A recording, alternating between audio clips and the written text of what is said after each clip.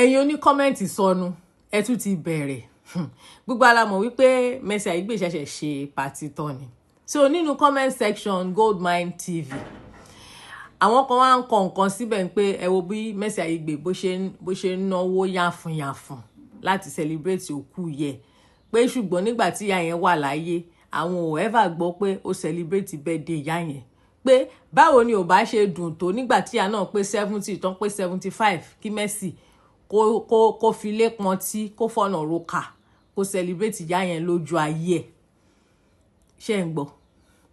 Of course nínú comment section yẹn àwọn kan náà wá ń dá ẹni tó kọ́kọ́ bẹ̀rẹ̀ ọ̀rọ̀ yẹn lóhùn wípé báwo ló ṣe mọ̀ wípé ìyá Mercy gan fẹ́ kí wọ́n celebrate òun bẹ́ẹ̀ yẹn lójú ayé ẹ̀ ṣe mọ̀ pé 78 ni ìyá Mercy kí wọ́n tó jáde láyé ẹni yẹn wá àwọn èèyàn wá ń sọ fún ẹni náà pé ṣé ó realize pé àwọn ẹlòmíì àwọn òbí mi in fact àwọn ẹlòmíì generally wọn ò like party so everything gbóńkẹ́lẹ́ ni pé kò mọ̀ bóyá Mercy máa celebrate birthday ìyá ẹ̀ ní gbóńkẹ́lẹ́ lóhun àtàwọn family ẹ̀ pé ṣé títorí pé kò gbé wá sórí social media àbí kó ṣe party rẹpẹtẹ kó fi ilé pọn tí kò fọ̀nà roka lọ́ ṣe ń rò wípé bóyá kò celebrate yẹ ó dẹ̀ ń waste owó nígbà tí ìyàwó kú tán. You know what?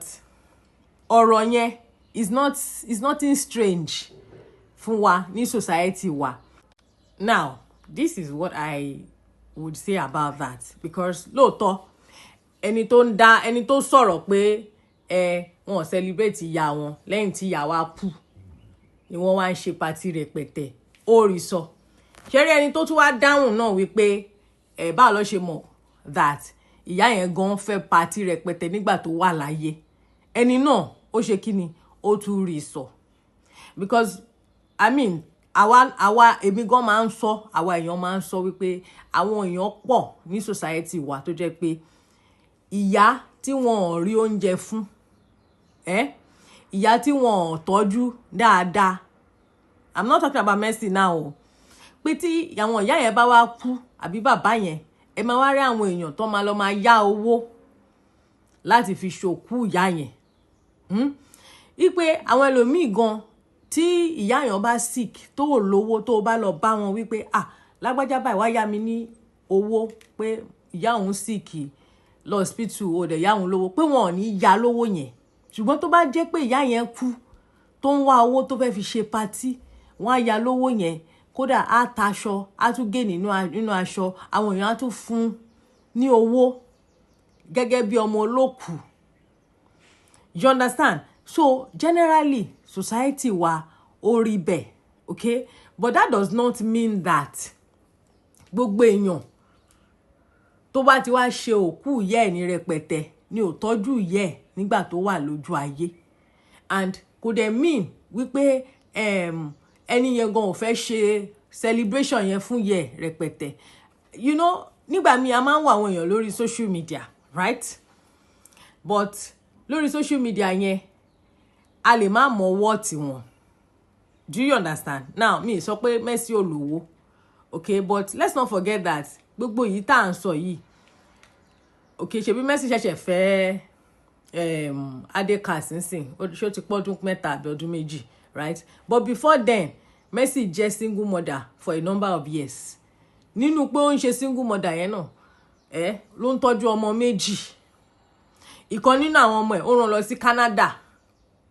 tó ń san school fees tó more than $10,000 every year as in tuition you understand meanwhile eré ṣíṣe gbogbo àwọn eré tó ń ṣe yẹn èlò ló ń rí ń bẹ̀ so Mercy is an hardworking woman tó ń ta aṣọ ìdí aṣọ ẹ̀ yẹn ló ti ń rí ọ̀pọ̀lọpọ̀ owó yẹn of course àwọn kan máa sọ pé bàbá láyé but I'm not focusing on that so this is a woman tó jẹ́ pé ó struggle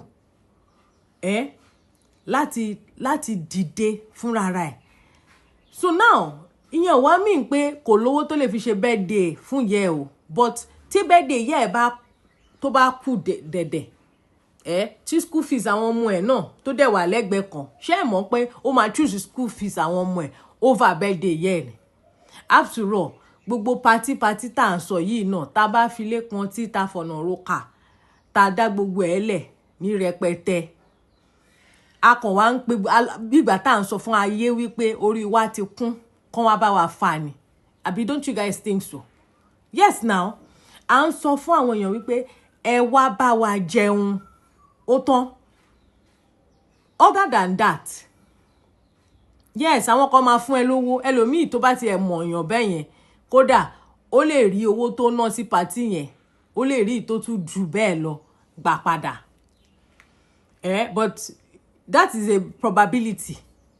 So o lè sọ wípé bóyá torí o ti mọ̀ èèyàn o ti ṣe gbogbo ẹ̀ kó kàn máa dá party sílẹ̀ pé àwọn èèyàn máa wá fún ẹ nígbà àwọn èèyàn máa ṣe gbà àwọn èèyàn máa wá ṣàwò ń bẹ̀.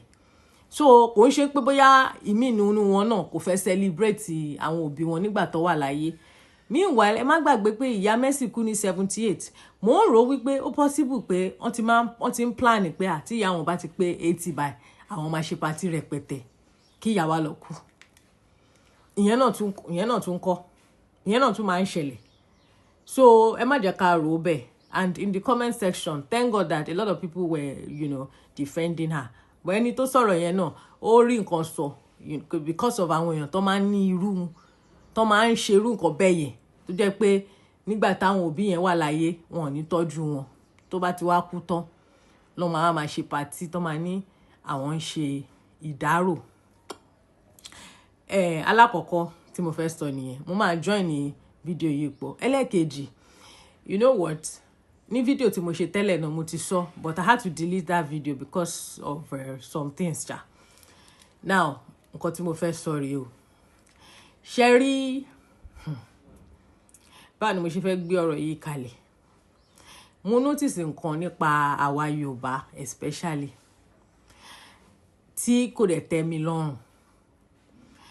Ẹ wo bí irú Mercy Aigbe yẹn sìn nígbà tí ìyá ẹ̀ kú ṣe mọ̀ níjẹta àbí kankan lọ́dà pọ́jọ́ Thursday lọ́n kọ́kọ́ bẹ̀rẹ̀ kíní wọ́n ṣe wake up àbí song àbí service of song wọ́n ṣàṣe.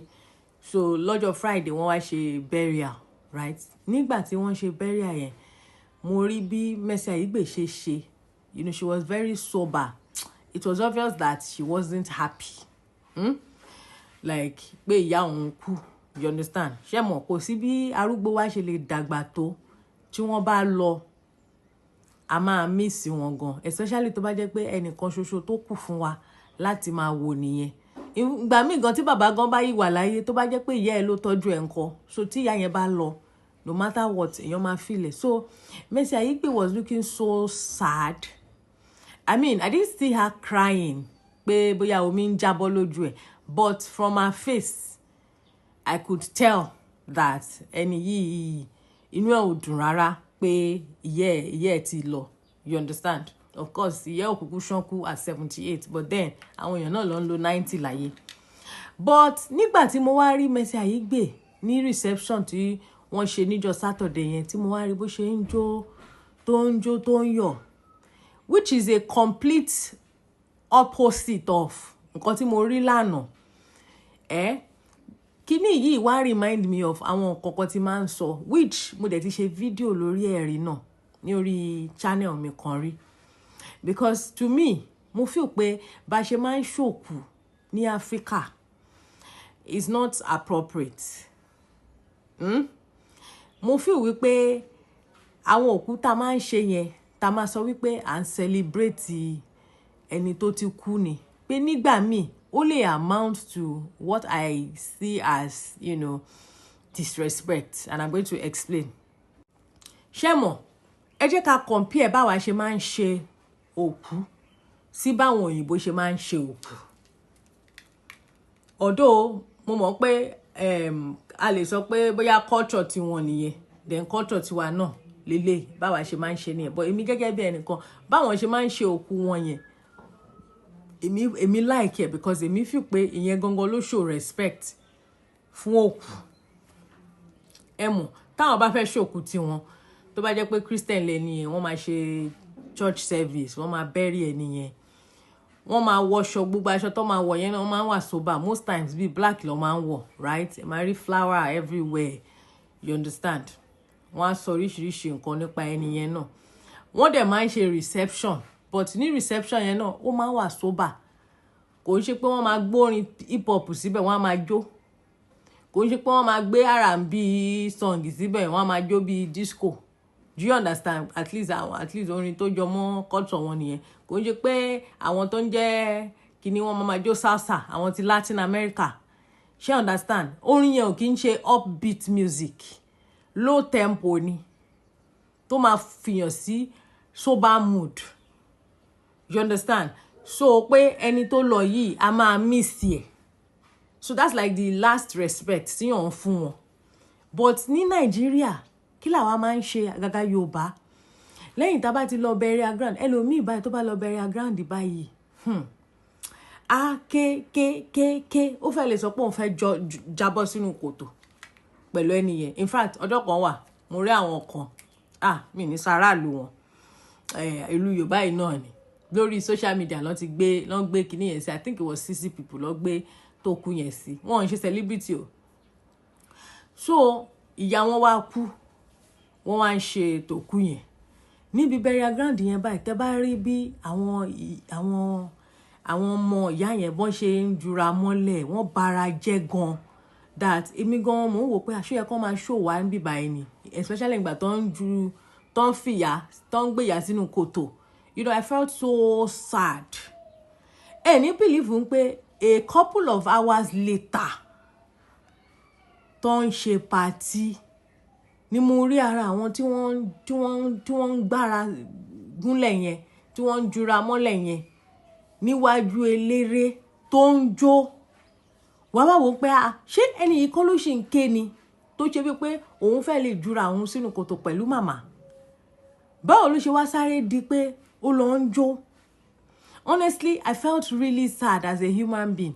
And you know, many times tí nǹkan bá ṣẹlẹ̀ báyẹn mo máa béèrè máa pé mom sí mi ẹ gbọ́ tí ẹ̀yin náà bá dàgbàdàgbà tẹ́ bá kú ṣé ẹ máa like ká ṣe party àbí ká ṣe nǹkan tó wà sober. My mom was like ṣe ní ṣe party pé on celebrate ìyá yẹn ni. Mo ní but ìyá yẹn ò sí ń bẹ̀ láti jẹ celebration yẹn now. Like my mom was like no kò mean bá ṣe máa ń ṣe nìyẹn a máa celebrate ìyá yẹn ni pé mo ní but àwọn ará àta là ń fún lóúnjẹ pé kíní mọ́mì mi wá tún sọ nǹkan kan fún mi, you know, that came as a shock. She now told me that ṣé mo mọ̀ pé tí ìyá àyàn bá kú àbí bàbá àyàn or ten tó dàgbà jù yàn lọ tó bá kú ìdí tí àwọn èèyàn ṣe tún máa ń jó ni wípé mo gbẹ̀yìn arúgbó mi, like they are thanking God pé àwọn ò ṣáájú ẹni yẹn kú. Ṣé mọ̀ pé Yorùbá máa ń gba àdúrà pé kí ẹlẹ́yìn kó má ṣíwájú. Bí mo wá ṣe pause nìyẹn because I never saw it from that angle. Tí mo sí mi mo sọ pé èèyàn lè dúpẹ́ náà but must it be a celebration? You understand? Níta. My mom was like so even though I am still not convinced that, you know, it is not disrespectful láti máa ṣe àwọn nǹkan bẹ́ẹ̀ yẹn tí èèyàn bá kú regardless of bó ṣe dàgbà sí. Because mo feel like ẹni tó àní rí mọ́ lẹ́ni yìí náà, right? Kò bá jẹ́ 100. But nǹkan tí mo sì mi yẹn sọ ó tún jẹ́ kí n tún pause. Kí n wá wò wípé okay, I understand those who do such grand celebration. You understand? However, I must also say that ẹ jọ̀wọ́ níbi tá a ti ń ṣe celebration wa yìí ẹ jẹ́ kí àwa náà máa kọ́ àwọn ọgbọ́n kan ń bẹ̀ wípé tí àwọn màmá wa àbí bàbá wa ìbá wà láyé ẹ jẹ́ ká ṣe nǹkan tá lè ṣe fún wọn níwọ̀nba tágbára wa bá ká. Tí wọ́n bá dẹ̀ kú náà torí pé a fẹ́ ṣe ẹ̀yẹ ìgbẹ̀yìn àbí ìkẹyìn fún wọn kò wá mean wípé owó tá a fi tọ́jú wọn ní ojú ayé ká lọ máa fi ṣe party rẹpẹtẹ o. Do you understand? And I'm not saying that you should not celebrate your loved ones tí wọ́n bá kú, you get, because mo understand the níbọ̀ ìkan tèmi mọ̀ ni pé kò sí béèyàn ṣe lè jó ní party. The moment tó bá ti kúrò ńbẹ̀ tó bá wà nílé in your own private time tó bá ti ó máa ní àwọn period kan tó ṣe máa miss màmá yẹn tí wàá máa sọ pé ká ní màmá yìí dẹ̀ wà láyé, ká ní dáàdi mi dẹ̀ wà láyé, ká ní kíní kan wàá máa miss wọn. Èmi honestly especially èèyàn tó bá jẹ́ pé bóyá àwọn òbí yẹn wọ́n kú ní kékeré. My dad died when he was 56 and honestly níjọ́ yẹn tí ìgbà tí dáàdi mi kú yẹn I was in my 20s tá a fẹ́ ṣòkò àwọn yẹn sọ pé jó bàbá yín ò ṣánkú ó fà wọ́n mọ́lẹ̀. Imagine bàbá 50 something ò ní kò ṣánkú.